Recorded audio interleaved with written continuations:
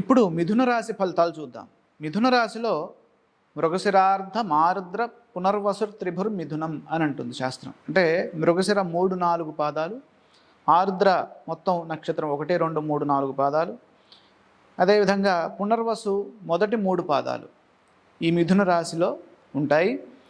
ఇక్కడ ఆదాయ విషయాన్ని కనుక చూసినట్లయితే ఆదాయం 8, వ్యయం 11, రాజపూజ్యం 1, అవమానం 7. మిథున రాశి వారికి ఈ సంవత్సరం 50% శుభ ఫలితాలు గోచరిస్తున్నాయి. పరాభవనామ సంవత్సరంలో ఆదాయం కంటే ఖర్చులు అధికంగా గోచరిస్తున్నాయి కాబట్టి సమయస్ఫూర్తితో ఖర్చు చేయడం మంచిది. అలాగే మనం చేసేటటువంటి ఖర్చులు భవిష్యత్తుకి ఉపయోగకరంగా మారే విధంగా చేసినట్లయితే మనకి మేలైన ఫలితాలు సిద్ధిస్తాయి. వృధా ఖర్చులు మానుకోవాలి. అదేవిధంగా రాజపూజ్యం కంటే అవమానం అత్యధికంగా ఉంది. అనవసర విషయాల్లో తలదూర్చకుండా మన మాట విలువని కాపాడుకుంటూ పెద్దరికంగా ఉంటూ మౌనేన కలహన్నాస్తి అని అంటోంది కాబట్టి శాస్త్రం.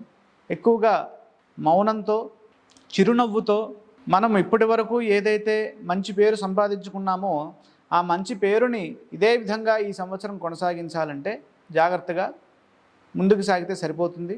లేని పక్షంలో ఈ పరాభవనామ సంవత్సరంలో అంటే ఆ నామము యొక్క స్థితి ఇక్కడ ఈ మిథున రాశి వారికి అవమాన రూపంలో ఎక్కువగా గోచరిస్తోంది. అంటే అవమానము 7గా సూచిస్తోంది, రాజపూజ్యం 1. కాబట్టి ఎక్కువగా మనం ఎక్స్పోజ్ కాకుండా జాగ్రత్తగా మనం మెయింటైన్ చేయాలి ఈ సంవత్సరం ప్రారంభం కొంత సామాన్యంగా ఉన్నప్పటికీ జూన్ నుండి చాలా చక్కటి విశేషమైనటువంటి ఆర్థిక యోగాలు గోచరిస్తున్నాయి. కారణం ఏంటంటే జన్మరాశిలో గురు సంచారం ఇప్పటి వరకు జరిగింది. జూన్ నుండి ద్వితీయ స్థానంలో ఉచ్చస్థ బృహస్పతి యోగము మిథున రాశి వారికి 12 ఏళ్లకు ఒకసారి వచ్చేటటువంటి యోగము ఈ మిథున రాశి వారికి కలుగుతోంది. కాబట్టి దీన్ని సద్వినియోగం చేసుకోవాలి. యోగాలు వస్తూ ఉంటాయి కానీ దాన్ని సద్వినియోగం చేసుకొని దాన్ని ముందుకు తీసుకెళ్ళినప్పుడే వాటి యొక్క ఫలితాలని మనం అనుభవించవచ్చు.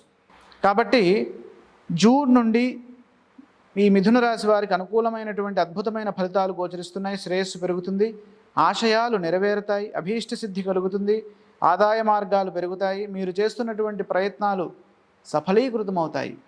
అదేవిధంగా జూన్ 2 వరకు జన్మరాశిలో గురువు ఉండడం వల్ల కాస్త మానసిక ఆందోళన ఎక్కువగా ఉంటుంది, ఉద్యోగంలో ఒత్తిడి ఉంటుంది, అలాగే కీలకమైనటువంటి నిర్ణయాలు తీసుకోవడంలో తడబాటు కూడా కనబడుతూ ఉంటుంది.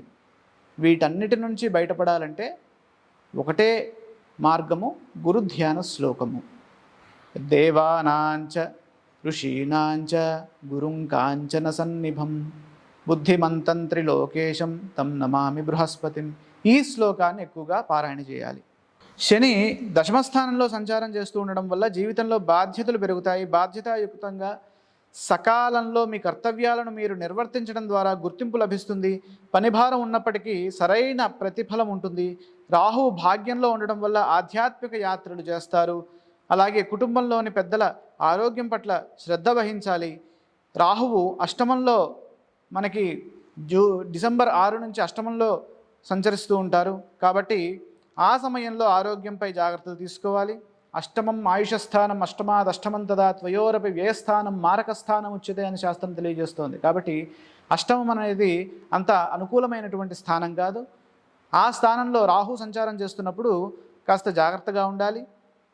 ఆ సమయంలో దుర్గారాధన అలాగే రాహుధ్యాన శ్లోకాలు చదువుకోవడం మంచిది. చెడు ఆలోచనలకు దూరంగా ఉండాలి. ఆత్మస్థైర్యంతో ముందుకు సాగాలి. కేతువు తృతీయంలో ఉండడం వల్ల మీ ధైర్య సాహసాలు పెరుగుతాయి. స్వయం కృషితో పైకి వస్తారు. డిసెంబర్ 7 నుండి కేతువు ద్వితీయ స్థానంలోకి మారడం వల్ల మాట్లాడేటప్పుడు జాగ్రత్తగా మాట్లాడాలి. మనం ఏదో ఆలోచిస్తూ ఏదో మాట్లాడకూడదు. మనం మాట ఇచ్చామంటే మళ్ళీ తిరుగు తీసుకోలేము. కాబట్టి దాన్ని దృష్టిలో పెట్టుకొని డిసెంబర్ 7 తర్వాత కేతువు వాక్ స్థానంలోకి వస్తున్నారు. ఎవరికి? మిథున రాశి వారికి.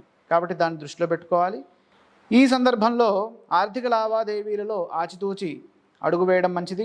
అక్టోబర్ తర్వాత గురువు తృతీయంలోకి వెళ్ళినా శని అనుకూలత వృత్తిపరంగా మేలు చేస్తుంది. అలాగే జూన్ నుండి అక్టోబర్ మధ్యలో మంచి శుభయోగాలు గోచరిస్తున్నాయి. విద్యార్థులకు ఉత్తరార్ధంలో విద్యను సంపూర్ణంగా అభ్యసిస్తారు. ఆశించిన ఫలితాలు లభిస్తాయి. విదేశీ యోగాలు అనుకూలంగా ఉన్నాయి. కొత్తగా చేసేటటువంటి నూతన ప్రయత్నాలు కూడా ఫలిస్తాయి. వివాహ ప్రయత్నాలు కూడా ఫలిస్తాయి.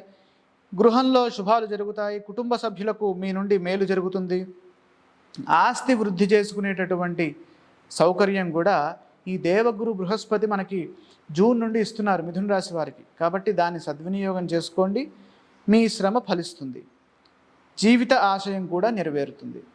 ఈ సంవత్సరము మిథున రాశి వారు విష్ణు సహస్రనామ పారాయణ చేస్తూ, అలాగే కేతు ధ్యాన శ్లోకము డిసెంబర్ 7 నుంచి గనక చేసినట్లయితే వారికి చాలా అనుకూలమైనటువంటి ఫలితాలు సిద్ధిస్తాయి.